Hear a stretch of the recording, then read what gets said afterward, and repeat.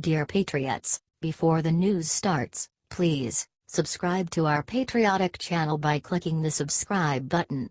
Give us a thumbs up to this video. Don't forget to leave your opinion below in the comments section. Share the news on Facebook and Twitter so you friends see it. Thank you. God bless. 34-year veteran Houston police officer just gave all for his city. Hurricane Harvey has devastated Houston as well as other parts of the great state of Texas. The death toll from the hurricane has risen to 15 at last count. One of those people who lost their life is 34-year veteran Houston police officer Sergeant Steve Perez. He told his wife before he left home to report for duty that he had work to do, against her protest that he stay home. While most people should have evacuated or at least stayed home, Sergeant Perez had a job to do, and he gave his life to do it. Rescuers discovered Sergeant Perez's body in his flooded vehicle. He is survived by his wife and grown son and daughter. Our prayers go out to them. It's so sad to hear of the loss of a police officer who has served so long. This hero was lost in the line of duty, trying to protect and serve. Our hearts go out to his family. The Daily Mail.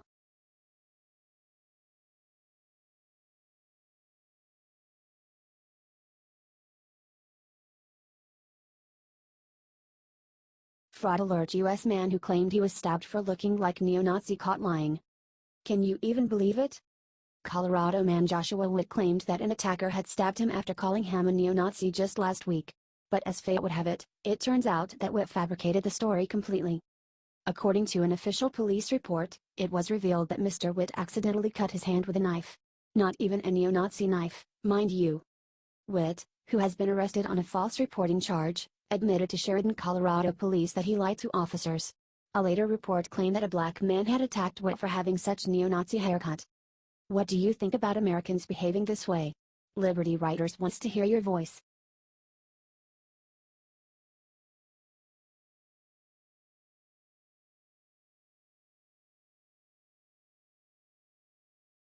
Urgent: Trumpeter threatens to shoot Trump at airport, look what happened to him.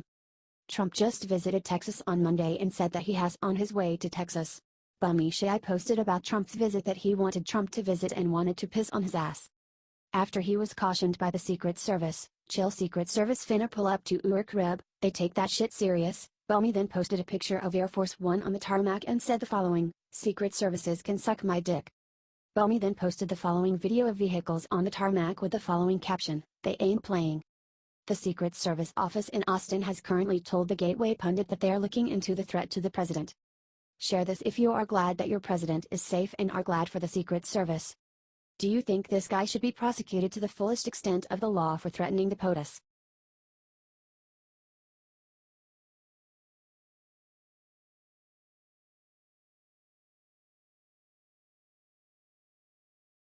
Final revenge: mayor of Berkeley just did one thing that will put Antifa in jail. Well, y'all, it finally happened. Antifa has just finally been stabbed in the back by one of their only real allies, the city of Berkeley. Berkeley Mayor Jesse Arreguin gained a backbone and shocked the entire alt-left establishment when he told reporters today, "I think we should classify them, Antifa, as a gang." However, he did not stop there. Arreguin actually admitted how dangerous the left has become. They come dressed in uniforms. They have weapons, almost like a militia. And I think we need to think about that in terms of our law enforcement approach. Although a militia terrorizing civilians for political ends seems a lot more like a terrorist organization than a simple gang. Still, it is a start. He even called out the mainstream media and the clueless college kids for giving Antifa cover for their sickening crimes against our constitutional freedoms. We also need to hold accountable and encourage people not to associate with these extremists because it empowers them and gives them cover. This is an amazing sign for our country if the most socialist city in the country is turning on their own violent political group. Now let's hold them accountable and make sure Antifa pays for their crimes by sharing this everywhere immediately.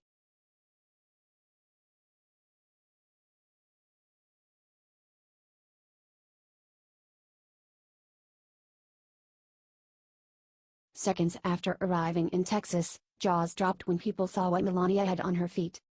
Melania Trump came to help out in Texas and the media won't say a thing about it, but first, take a look at what reporters did before Trump left this morning. Trump was seen heading out to flood-damaged Texas this morning and journalists decided that it was a good idea to ask him about North Korea. He responded with the following two words: "We'll see." President Trump is now describing Harvey as a storm of epic proportion. Trump then arrived in Corpus Christi, Texas at the beginning of the first leg of his tour of the state to see the damage and the recovery efforts. He was joined at a fire station by First Lady Melania Trump after landing in Corpus Christi. The First Lady stood beside the president as Governor Greg Abbott briefed Trump today on the efforts to contain Harvey before and after it reached land. He says that he wants to handle it better than ever before. Share this if you are proud to have a president that is fighting hard to save Texas. Thanks for fighting for all of us from all of us, President.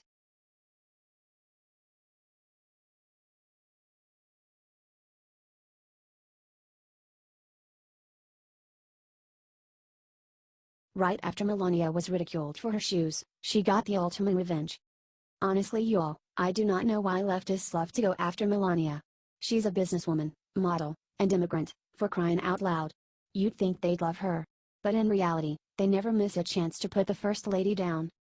The president and his wife were visiting Texas to visit the victims of Hurricane Harvey and see how the relief effort was playing out on the ground on Tuesday. The media, always looking to find something bad about anything the president does, for some reason picked up on the shoes Melania was wearing. These are just a couple examples of many. Now put this in perspective. Melania was a model. She is used to wearing heels. In fact, she wears heels practically every time she's photographed outside. It's her style, it's what she's comfortable in. Would I wear those heels? No. I would fall on my face in them within 3 steps. But if Melania can do it, more power to her. Melania's communications director Stephanie Grisham pushed back with this awesome statement in an email to Fox News. It's sad that we have an active and ongoing natural disaster in Texas, and people are worried about her shoes. Totally right. Maybe all these haters should concentrate on the important things, instead of new ways to mock at the first family. Share this out if you agree. HT Fox News.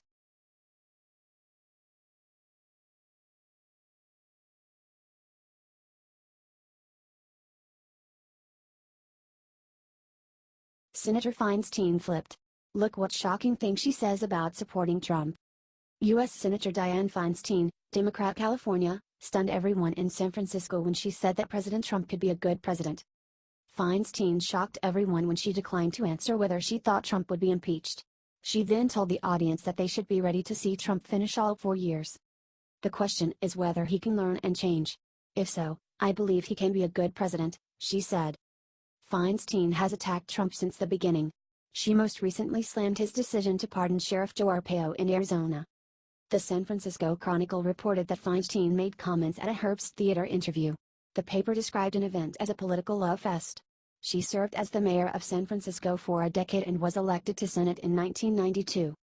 Share this everywhere to piss off every liberal. This video makes them go crazy. It shows Feinstein bending over and accepting that the Trump phenomenon has taken over the nation.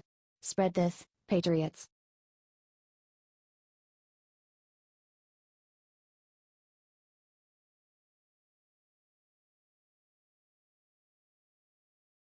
Applause. One congressman just stood up and did something genius to finally stop Mueller in his tracks.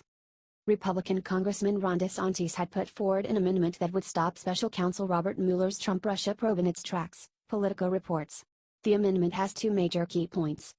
It will cut off funds to the investigation 6 months after it is passed. It will prevent Mueller from investigating any of Trump's business before his presidential campaign was launched in 2015. DeSantis provided the rationale for his amendment, saying that Mueller didn't identify a crime to be investigated and practically invites a fishing expedition. He continued. Congress should use its spending power to clarify the scope and limit the duration of this investigation. Deputy Attorney General Rod Rosenstein has said that the DOJ doesn't conduct fishing expeditions. The corollary to this admonition should be that Congress will not fund a fishing expedition. Preventing Mueller from going over time, over budget, and investigating everything under the sun by restricting his funds would be a great way to save tax dollars and force Mueller to investigate what actually matters. DeSantis' amendment is filed to a government spending package that the House will consider after Congress returns from the summer recess. His provision won't necessarily get a vote on the House floor, but it's a great idea and it shows that some congressmen are actually serious about confronting Mueller's pointless witch hunt. Would you like to see this provision pass? Share it loud and proud, patriots. HT Politico.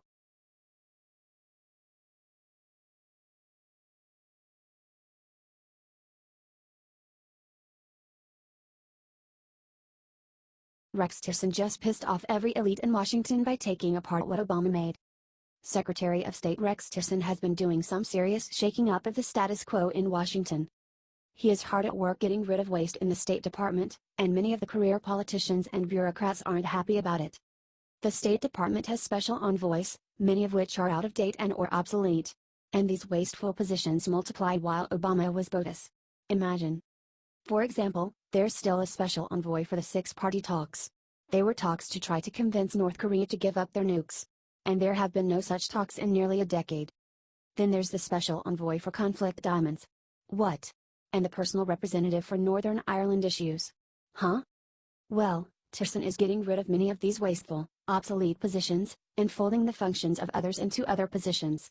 He told Senator Bob Corker, Republican Tennessee, chairman of the Foreign Relations Committee, that the reforms will save money and streamline operations, among other things. I'm so relieved and happy to see Trump and his administration making real change in Washington, D.C. It's been going along for far too long in a status quo that is wasteful and corrupt. If you agree, please share this out and comment. Way to go, Rex. H. T. The Hill.